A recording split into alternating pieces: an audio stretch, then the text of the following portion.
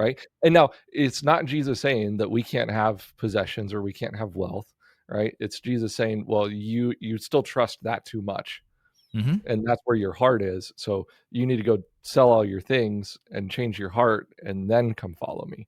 So Right. we're not telling you that you can't have wealth or that you can't have possessions or that you can't have the latest iPhone or anything like that. It's where is your heart? Where is your trust? So Right. Are you make that looking to decision. that to make you happy? Are you looking for it to make you feel good? Then those Right. are problemsome things. Another great story of Jesus is the parable of the rich fool, I think is what we call it sometimes, Hmm. or the guy who stores up his stuff, right? So he he by dumb luck basically gets a giant harvest, more than he needs. And what does he do? What I think logically all of us would do is say, "Oh, I've got a lot, so I need to save some for later."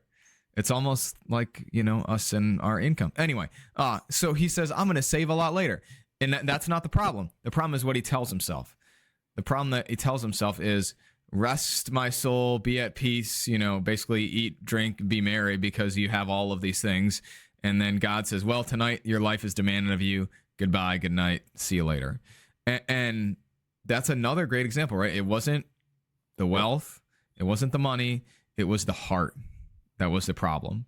And in some ways, this ties back to last week, right? With the whole, our heart is totally corrupted, we can't reach up at all to God, and why these things are so hard, because our hearts are full of sin, full of brokenness. We talked about at Lay Ministers this past week that we are curved inward on ourselves 2 weeks ago, Mm. that we're curved Yep. inward on ourselves. The fancy word is concupiscence, which is in our modern day a sexual term, but in the time of the reformers was just about the total sinful desire, always drifting towards that of ourselves. So when we think about money, especially, Luther himself too would write that it's okay to have some, it's okay to get more than even you need to save. We would say you have a vocation as a, call it father, sister, brother, whatever, to make sure and protect and, do those sort of things for your family.